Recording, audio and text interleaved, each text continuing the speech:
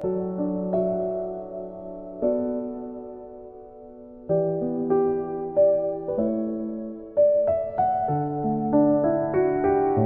새벽 기도의 시간입니다. 온라인으로 드려지는 새벽 기도회에 경건한 마음으로 주님께 나아갑니다.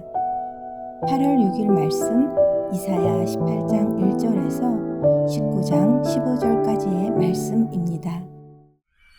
슬프다.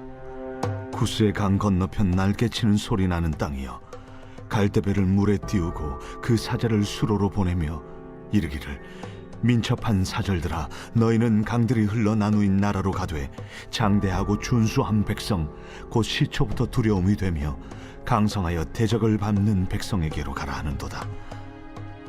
세상의 모든 거민, 지상에 사는 너희여, 산들 위에 기치를 세우거든 너희는 보고 나팔을 불거든 너희는 들을지니라.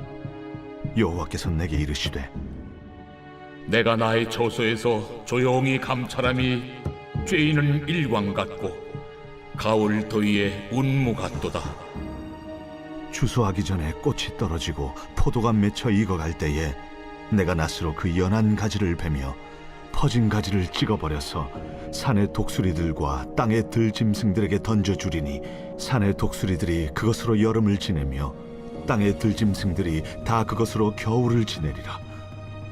그때의 강들이 흘러 나누인 나라의 장대하고 준수한 백성, 곧 시초부터 두려움이 되며 강성하여 대적을 밟는 백성이 만군의 여호와께 드릴 예물을 가지고 만군의 여호와의 이름을 두신 곳 시온산에 이르리라. 제19장 애굽에 관한 경고라. 보라, 여호와께서 빠른 구름을 타고 애굽에 임하시리니 애굽의 우상들이 그 앞에서 떨겠고 애굽인의 마음이 그 속에서 녹으리로다. 내가 애굽인을 격동하여 애굽인을 치리니 그들이 각기 형제를 치며 각기 이웃을 칠 것이요, 성읍이 성읍을 치며 나라가 나라를 칠 것이며 애굽인의 정신이 그 속에서 쇠약할 것이요, 그의 계획을 내가 깨뜨리리니 그들이 우상과 마술사와 신접한 자와 요술객에게 물으리로다. 내가 애굽인을 잔인한 주인의 손에 붙이리니 포악한 왕이 그들을 다스리리라. 주 만군의 여호와의 말씀이니라.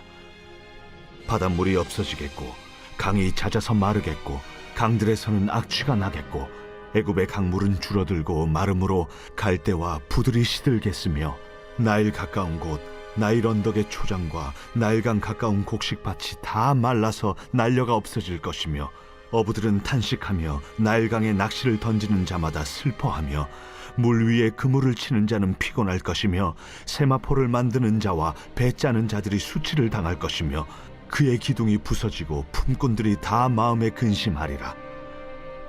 소안의 방백은 어리석었고 바로의 가장 지혜로운 모사의 책략은 우둔하여졌으니 너희가 어떻게 바로에게 이르기를, 나는 지혜로운 자들의 자손이라, 나는 옛 왕들의 후예를 할 수 있으랴. 너의 지혜로운 자가 어디 있느냐? 그들의 만군의 여호와께서 애굽에 대하여 정하신 뜻을 알 것이요 곧 내게 말할 것이니라. 소안의 방백들은 어리석었고 노베 방백들은 미혹되었도다. 그들은 애굽 종족들의 모퉁이 또리건을 애굽을 그릇가게 하였도다. 여호와께서 그 가운데 어지러운 마음을 섞으셨으므로 그들이 애굽을 매사에 잘못 가게 함이 취한 자가 토하면서 비틀거림 같게 하였으니 애굽에서 머리나 꼬리며 종려나무 가지나 갈대가 아무 할 일이 없으리라. 오늘 하나님의 말씀으로 하루를 시작하시는 커맨시 교회 모든 성도님들을 주님의 이름으로 축복합니다. 인생의 커다란 위기가 닥쳐올 때 가장 먼저 어디로 시선을 돌리시는지요?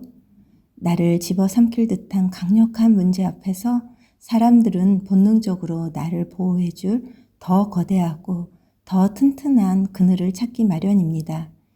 이사야 선지자가 사역하던 주전 8세기 말 남유다와 예루살렘의 상황이 정확히 그러했습니다. 당시 동방의 잔혹한 제국 아수르가 가나안 일대를 짓밟으며 파죽지세로 남하하고 있었습니다. 작고 힘없는 남유다는 공포에 떨었습니다. 이때 유다 사람들의 눈에 들어온 것이 바로 아프리카 남쪽에서 신흥 강자로 떠오른 구스와 오랜 전통과 거대한 문명을 자랑하는 애굽이었습니다. 그러나 오늘 본문은 강대국 구스와 애굽을 의지하려 했던 헛된 발걸음을 옮기던 하나님의 백성들에게 하나님께서 이사야 선지자의 입을 빌려 선포하시는 단호한 경고이자 사랑의 메시지입니다. 이 말씀은 단순히 오래전 나라들에 대한 예언이 아닙니다. 하나님께서 오늘 우리에게도 무엇을 의지하며 살아가고 있는가를 묻고 계시는 말씀입니다. 18장은 구스를 향한 예언으로 시작합니다. 구스는 나일강 상류에 위치한 강대한 나라였습니다. 당시 애국과 함께 아수르를 막기 위해 여러 나라와 동맹을 맺으려 했습니다. 유다에게도 사신을 보내 함께 연합하고자 제안하였습니다. 세상적인 계산으로 보면 좋은 기회였습니다. 강한 나라와 손잡으면 안전할 것처럼 보였습니다. 그러나 하나님은 놀라운 말씀을 하십니다. 18장 4절 내가 나의 처소에서 조용히 함이 쬐이는 일광 같고 가을 더위에 운무 같도다. 사람들은 분주합니다. 외교를 하고 동맹을 맺습니다. 군대를 모집합니다. 무기를 준비합니다. 그러나 하나님은 조용히 바라보고 계십니다. 이 말씀은 하나님이 아무 일도 하지 않으신다는 뜻이 아닙니다. 하나님은 인간처럼 조급하지 않으십니다. 하나님의 계획은 언제나 가장 정확한 때에 이루어집니다. 그리고 때가 되면 5절 추수 전에 가지를 잘라버리듯 하나님께서 가장 적절한 순간에 열방의 교만을 꺾으신다고 말씀하십니다. 우리는 기다리는 것을 가장 어려워합니다. 기도에도 응답이 늦어지고 문제가 해결되지 않으면 하나님도 침묵하시는 것처럼 느껴집니다. 그러나 하나님의 침묵은 하나님의 부재가 아닙니다. 하나님은 지금도 가장 좋은 때를 준비하고 계십니다. 성도는 자신의 시간표보다 하나님의 시간표를 신뢰하는 사람입니다. 그리고 19장은 애굽에 대한 심판입니다. 애굽은 당시 세계 최고 수준의 문명을 자랑했습니다. 나일강이 있었고 풍부한 곡식이 있었으며 강력한 군사력과 오래된 역사, 그리고 뛰어난 학문과 지혜를 가진 나라였습니다. 사람들은 애굽을 보면 흔들리지 않는 나라처럼 생각했습니다. 그러나 하나님께서는 말씀하십니다. 19장 1절 보라, 여호와께서 빠른 구름을 타고 애굽에 임하시리니. 하나님이 임하시자 가장 먼저 우상이 흔들립니다. 사람들이 의지하던 신들이 무너집니다. 그리고 내가 애굽인을 격동하여 애굽인을 치게 하리니 백성들끼리 싸우게 됩니다. 외부의 적보다 더 무서운 것은 내부의 분열입니다. 이어 경제가 무너집니다. 나일강이 마르고 어부가 탄식하며 배 짜는 자들이 낙심하고 관리들이 혼란에 빠집니다. 애굽의 자랑이 하나씩 무너집니다. 이것은 단순한 자연재해의 이야기가 아닙니다. 하나님께서 인간이 의지하는 모든 기반을 흔드시는 장면입니다. 오늘날도 마찬가지입니다. 사람들은 돈을 의지합니다. 직장을 의지하고 기술을 의지합니다. 국가를 의지하고 또 건강을 의지합니다. 그러나 하나님께서는 인간이 절대적이라고 믿는 것들을 한순간에 흔드실 수 있습니다.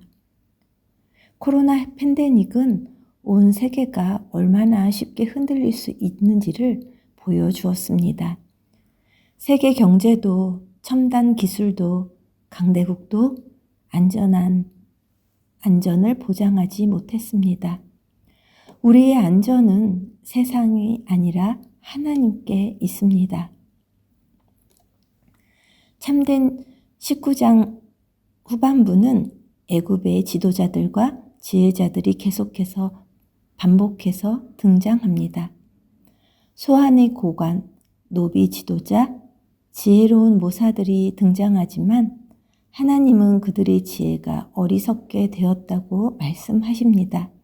14절 여호와께서 그 가운데 어지러운 마음을 섞으셨으므로 그들이 애굽을 매사에 잘못 가게 함이 취한 자가 토하면서 비틀거림 같게 하였으니.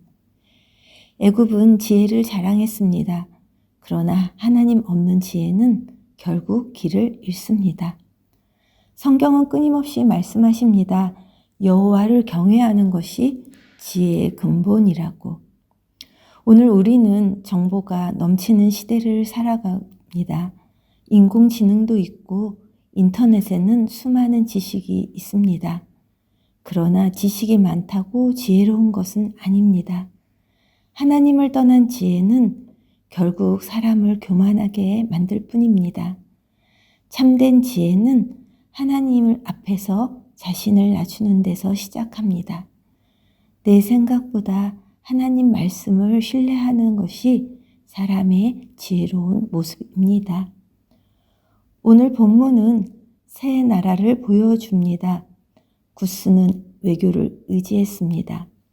애굽은 힘과 경제를, 지혜를 의지했습니다.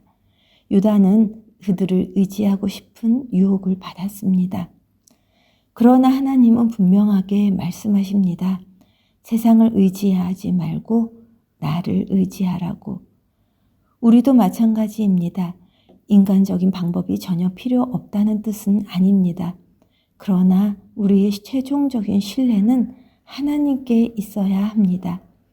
하나님이 지금도 세상의 역사를 다스리십니다. 강대국도 하나님의 손에 있습니다. 경제도 하나님의 손에 있습니다. 우리의 내일은 하나님의 손에 있습니다. 그러므로 두려움보다 믿음을 선택하는 우리 되기 원합니다. 세상의 힘보다 하나님의 능력을 의지합시다. 내 계산보다 하나님의 섭리를 신뢰합시다. 하나님을 의지하는 사람은 흔들리는 세상 속에서 흔들리지 않습니다. 오늘도 역사를 주관하시는 하나님을 바라보며 담대하게 살아가는 우리 커뮤니티 교회 공동체 되기를 소원합니다. 기도하겠습니다. 존귀하신 하나님 아버지, 오늘 말씀을 통하여 열방의 그 흥망성쇠를 주관하시는 분이 오직 하나님이심을 다시 배우게 하시니 감사합니다. 여호와를 경외하는 것이 지혜의 근본이요, 여호와를 기뻐하는 것이 우리의 힘이며 여호와를 가까이 함이 복이라 하셨으니 주님의 능력으로 우리를 새롭게 하사 구스처럼 애굽처럼 살지 않고 복 있는 하나님의 자녀들처럼 하나님 아버지를 바라보고 아버지를 의지하며 사는 우리 되게 하옵소서. 하나님이 침묵이 결코 하나님의 부재가 아님을 다시 한번 기억하게 하시고 우리의 때가 아닌 하나님의 시간표를 신뢰하는 믿음 더욱 주옵소서. 온 세상을 다스리시는 왕이신 예수님의 이름으로 기도합니다. 아멘. 계속해서 주신 말씀 붙잡고 기도하며 나아가겠습니다.